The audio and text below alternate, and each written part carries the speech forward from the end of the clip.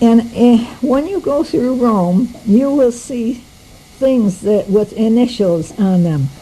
SPQR. It's on manholes and on everything to do with government in Rome. It says SPQR, and it says Senatus Populus Coi Romanum. And to us it is the Senate and the people of Rome. Now this comes from 100 BC, and it makes you stop and think how very old this country really is. Oh, golly. Our country is like a baby in comparison. When we got to the motel, I, for one, was ready for a nap. We had walked and we had stood for hours and hours. We only had 3 days in Rome, and I think you would need at least a week and still not see it all.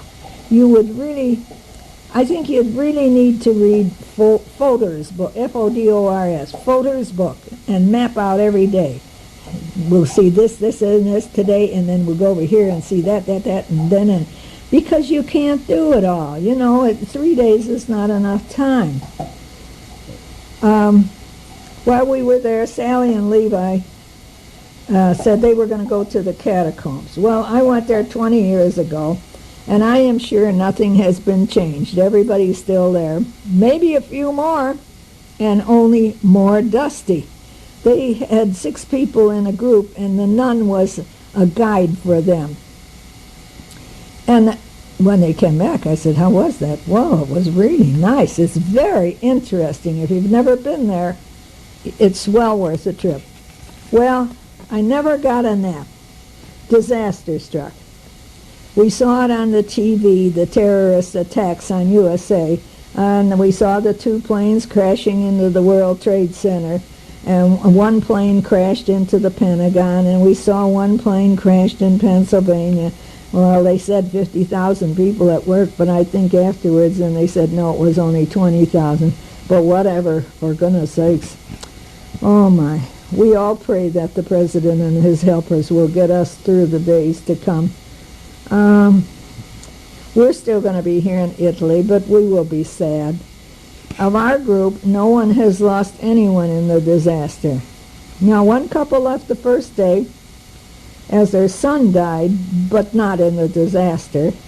And another man fell and broke his hip, and he is in the hospital, and his wife is staying there also. So we're short 4 right away. Today we're going slower. After the Vatican and then the disaster. It's very tiring. It's just tiring. Your mind can only take so much, and the disaster was so much. It's Wednesday, the 12th, after the attack, and the 4 of us are going alone to find Quirinella Palace and St. Girolamo della Caritas Church. Now, we took a taxi, and that is an experience in itself. Well, we found the church, not the taxi. We were in the taxi. We found the church on the Via Monserrato. It was number 62. This is the church where our family altar is on the left side of the main altar, and it is on a very, very narrow street, and doggone it, it was closed. Now, later on, well, we don't know the customs in different countries. Later, we found out we should have called, as 3 nuns take care of it, and they would have let us in.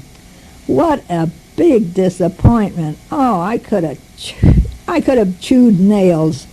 Doggone it. Go all the way over there, and there's nothing. St. Philip Neri is our patron saint, and he is buried there in the church, and Bernini sculptured the angels over the altar.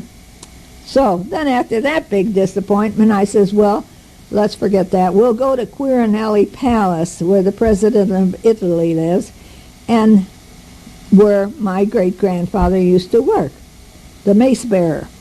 And there we found nothing but scaffolding over the whole building. And, of course, the guards were there, so fancy in their uniform. I thought, well, I'll give him a sad story. I told him my life story about my great-grandfather, Michel Iani, being a guard for the Pope, but we still couldn't go in.